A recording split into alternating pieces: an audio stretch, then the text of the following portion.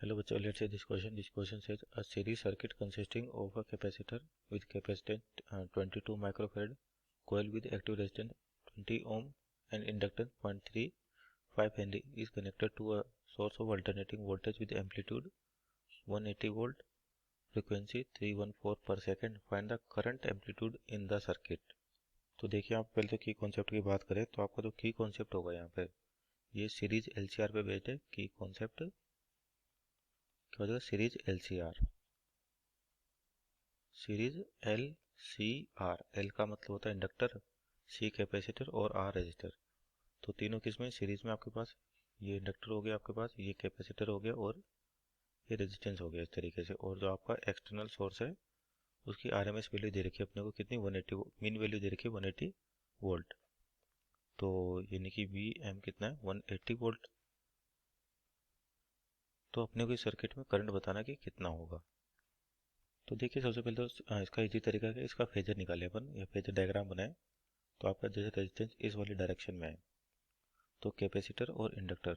तो कैपेसिटर में क्या होता है, करंट लीड करता है। इसका मतलब जो कैपेसिटर का फेजर होगा इसके 90 डिग्री आगे करेगा। और इधर आपके पास इंडक्टर है तो इसमें पोटेंशियल लीड करता है, यानी करंट लेग करता है। तो यानी कि आपके पास इंडक्टर इस डायरेक्शन में है और कैपेसिटर इस डायरेक्शन में।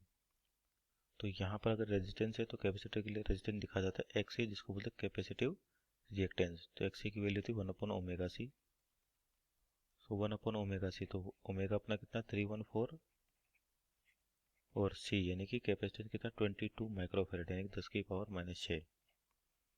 इंडक्टेंस की बात करते हैं तो एक्स एल ये होता है ओमेगा एल। तो ओमेगा एल का मतलब 314 इंटू इंडक्टेंस है 0.35। तो इस वाले सर्किट में करंट की वैल्यू चाहिए अपने को। तो आई की वैल्यू क्या होती है बेसिकली वी बाई आर, लेकिन यहाँ पे आर की जगह आएगा जेड। जेड को कहा जाता है इम्पीडेंस यानी पूरे सर्किट का रेजिस्टेंस।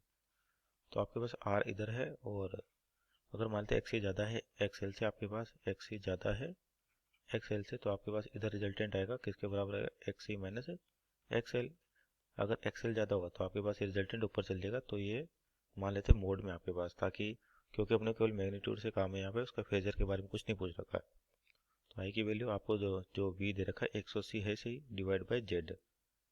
तो जेड का मतलब टोटल इम्पीडेंस। तो इन दोनों ये दो वेक्टर मान लीजिए आपके पास इस तरीके से, तो इनका रिजल्टेंट जो होगा यहाँ मिलेगा। और कितना हो जाएगा, इसका स्क्वायर माइनस इसका स्क्वायर यानी कि एक्स सी माइनस एक्स एल का स्क्वायर प्लस आर स्क्वायर। तो वैल्यूज रखे यहाँ पर 180 डिवाइड बाई एक्स सी कितना था 1/ओमेगा सी। तो ओमेगा 314 और 22 माइक्रोफेरेड 10⁻⁻⁶ माइनस एक्स एल यानी कि ओमेगा एल 314 इंटू 0.35 का whole square plus R square यानी कि 20 का स्क्वायर। तो इसको सोल्व करें तो यहाँ से करंट की वैल्यू आ रही है आपके पास लगभग 4.46 ampere. So this our answer I equal to 4.46 ampere जो आपसे पूछा था। Hope you understood well, best of luck.